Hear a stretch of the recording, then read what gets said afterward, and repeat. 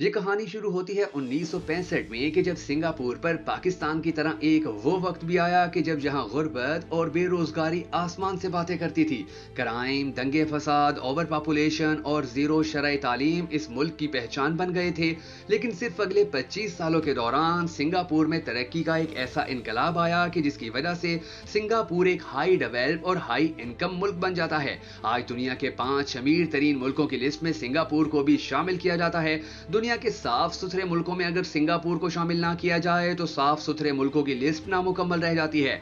आज सिंगापुर में corruption, crime और गुर्बत ना होने के बराबर है। और अगर आज किसी मुल्क को एशियन टाइगर कहा जा सकता है तो वो भी बस यही मुल्क है। मगर सवाल ये है कि सिंगापुर के हवाले से ये सब कुछ कैसे मुमकिन हुआ और सिंगापुर की कहानी का असल हीरो कौन है। वीडियो में आगे बढ़ने से पहले आपने कमेंट सेक्शन में ये जरूर बता देना है कि आप आज के पाकिस्तान का सबसे बड़ा हीरो किसको मानते हैं, आसिफ अली जरदारी, शहबाज शरीफ या इमरान अहमद खान नियाजी। कमेंट सेक्शन में अपनी कीमती राय का इजहार करना हरगिज़ मत भूलिएगा और अपने पसंदीदा हीरो का नाम लाजमी लिख दीजिएगा। मैं हूं शकील हैदर और आप देख रहे हैं आपका पसंदीदा चैनल भखन नेटवर्क वीडियोस। नाज़रीन ग्रामी, सिंगापुर एक इंतहाई छोटा और बहुत प्यारा सा मुल्क है। यानी यूं समझ लीजिए कि ये हमारे पड़ोसी मुल्क भारत के शहर दिल्ली या पाकिस्तान के लाहौर के भी आधा है। अगर आप साउथ ईस्ट एशिया का नक्शा देखें तो आपको इंडोनेशिया, फिलिपाइन और मलाइशिया बड़ी आसानी से नजर आ जाते हैं। मगर इन्हीं के साथ मौजूद सिंगापुर को तलाश करना बहुत मुश्किल हो जाता है। अगर एरिया वाइज देखा जाए तो सिंगापुर का रकबा 710 स्क्वायर किलोमीटर और इस छोटे से रकबे पर तकरीबन 60 लाख से ज्यादा लोग रहते हैं।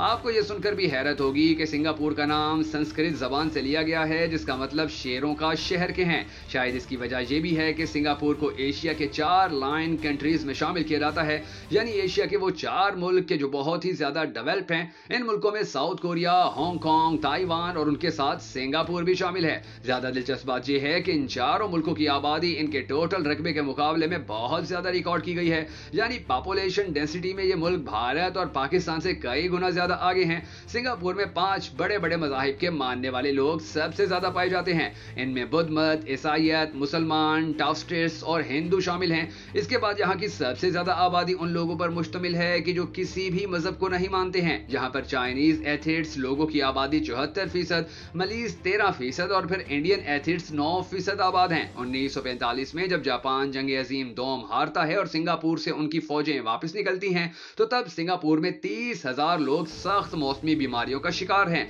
बिल्डिंग्स पूरी तरह तबाह हो चुकी होती हैं। गुर्बत और बेरोजगारी आसमान पर पहुंच चुकी होती है। बीमार लोगों से अस्पताल भरे हुए होते हैं। क्राइम, वायलेंस और भूखमरी भी अपने अरूज पर होती है। जापानियों के चले जाने के बाद सिंगापुर में ब्रिटिश फोर्सेस कंट्रोल संभाल लेती हैं और मामला ठीक होना शुरू हो जाते हैं। गैस, पानी और बिजली के मंसूबे ठीक करने का काम चल पड़ता है। लोगों के लिए मुफ्त होटल खोले जाते हैं कि भूखमरी में कमी लाई जा सके। और यही वजूहात थी कि सिंगापुर के लोग ब्रिटिश फोर्सेस और हुकूमत को काफी पसंद करते हैं। इसकी एक वजह यह भी थी कि बरतानिया ने जापान को हराया था और जापानियों ने सबसे ज्यादा सिंगापुरी लोगों को जुल्म सितम का निशाना बनाया था।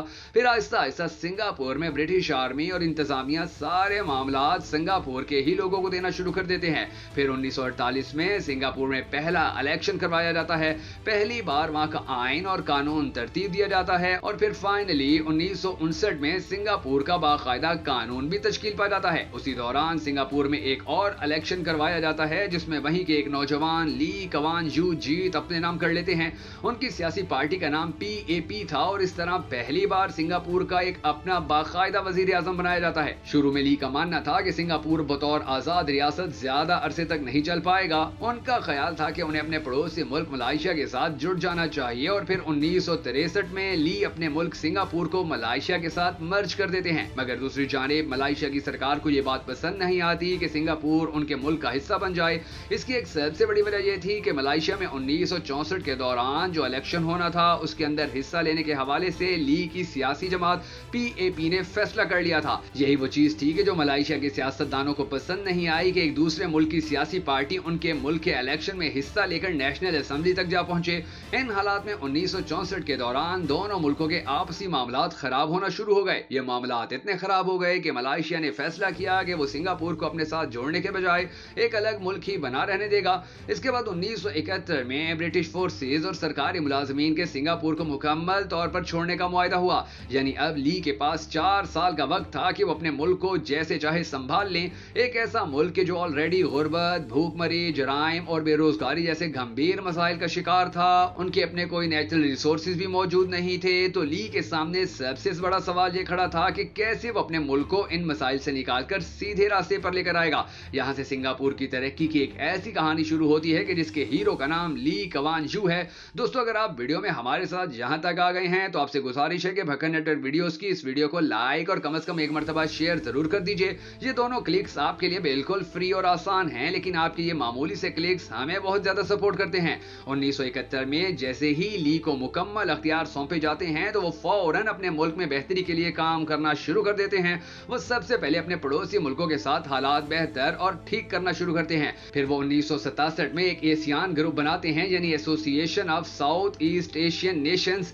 इसमें इंडोनेशिया, मलेशिया, फिलिपाइन, सिंगापुर और थाईलैंड के वज़राए खारजा आपस में मिलकर बैठते हैं और तमाम ममालिक के मसाइल हल करने के हवाले से मशावरत करते हैं। उसके बाद ली उसी साल अपने मुल्क के तहफ़्फ़ुज़ और हिफाजत के लिए नेशनल सर्विस नामी एक ऐसी फोर्स बनाते हैं कि जिसमें सिंगापुर का हर 16 साल तक पहुंचने वाला लड़का भर्ती किया जाता है और 18 साल के हर नौजवान के लिए लाजमी करार दिया जाता है कि वो आर्मी ट्रेनिंग हर सुलह हासिल करेगा। उसके बाद ली ने अगला काम अपने एजुकेशन सेक्टर के हवाले से शुरू किया। वहां की सरकार ने तालीम के लिए जो काम तब शुरू किए वो आज भी उसी तरह सिंगापुर में जारी और सारी हैं। यानी वहां के सरकारी स्कूल, कॉलेजेस और यूनिवर्सिटीज भारत और पाकिस्तान के प्राइवेट तालीमी इदारों से लाख गुना बेहतर हैं और वहां के बच्चे आज भी तालीम मुकम्मल तौर पर फ्री हासिल कर सकते हैं। सिंगापुर की हुकूमत ने वोकेशनल ट्रेनिंग इंस्टीट्यूट बनाने पर बहुत ज्यादा काम किया।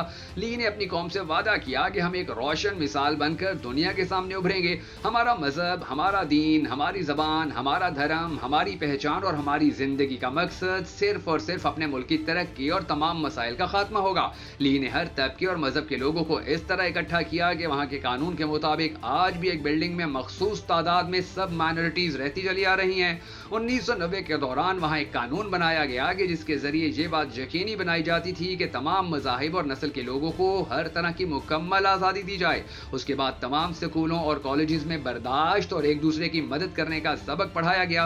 ये वो छोटी छोटी चीजें थी कि जिनके जरिए ली ने सारे मुल्क के लोगों को इकट्ठा कर लिया। उसके बाद ली ने अपनी कौम को समझाया कि अगर हमने अपने मुल्क को तरक्की याफ्ता बनाना है तो हमें अपने मुल्क को बिल्कुल साफ सुथरा रखना होगा। लिहाजा इस हवाले से भी एक कानून और कैंपेन बनाई गई, जिसके चलते देखते ही देखते पूरे सिंगापुर का कचरा उनकी अपनी ही आवाम ने खत्म करना शुरू कर दिया। लोग गलियों, सड़कों और रास्तों पर से कचरा उठाना शुरू हो गए। हर जगह पर लोगों ने सफाई कमेटियां बना ली और सिर्फ 2 साल के अंदर अंदर ये कौम अपना सारा कचरा खुद ही खत्म करने में कामयाब हो जाती है। 3 जनवरी 1992 के दिन पूरे सिंगापुर में च्युइंगम खाने पर पाबंदी आयद कर दी जाती है। स्मोक करने, कूड़े को आग लगाने, कचरा फैलाने और कानून तोड़ने पर भारी जुर्माने आयद कर दिए जाते हैं। इसके बाद ली की हुकूमत 26,000 झोंपड़ पट्टी में रहने वाली फैमिलीज को अपार्टमेंट्स में शिफ्ट करती है। इन तमाम अपार्टमेंट्स में मुफ्त वाटर, इलेक्ट्रिसिटी और गैस फराहम की जाती है और बदले में यहाँ के रहने वालों ने सिर्फ इन अपार्टमेंट्स और अपने आप की सफाई का ख्याल रखना था। वक्त गुजरते गुजरते सन 2021 आ जाता है और तब तक सिंगापुर की 80% आबादी ऊंची ऊंची बिल्डिंग्स के अपार्टमेंट्स में शिफ्ट हो चुकी होती है। इन सरकारी अपार्टमेंट्स का सबसे बड़ा फायदा सिंगापुर को यह हुआ कि आज वहां पर कोई एक शहरी भी बेघर नहीं है। पिछले साल सिर्फ 600 लोग ऐसे बचे थे कि जो सिंगापुर की सड़कों और पार्कों में सोते थे, जिन्हें अब उनके ऐसे घरों में शिफ्ट किया जा चुका है कि जो वहां की सरकार ने उनके लिए बनाए हैं। जब वहां की आवाम को सफाई, तालीम, सेहत और जरूरियात जिंदगी अच्छे तरीके से मिलना शुरू हुई तो आहिस्ता आहिस्ता बड़े बड़े मुल्क उसकी तरफ आना शुरू हुए।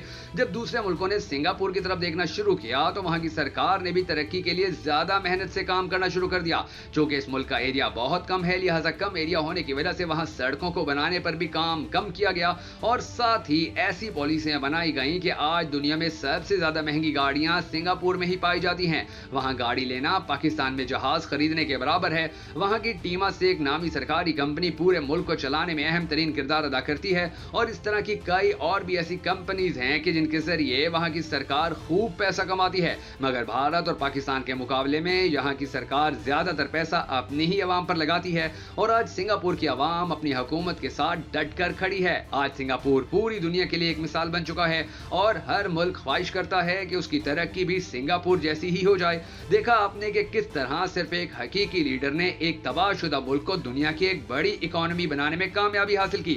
अल्लाह से दुआ है कि अल्लाह पाकिस्तान को भी एक ऐसा लीडर अता फरमाए कि जो पाकिस्तान को दुनिया के तरक्की याफ्ता ममालिक में खड़ा करने में कामयाब हो सके। अगर आप भी हम सबके साथ मिलकर इस दुआ में शामिल होना चाहें तो कमेंट सेक्शन में आमीन लिखकर हमारी इस वीडियो को लाइक और शेयर जरूर कर दीजिएगा।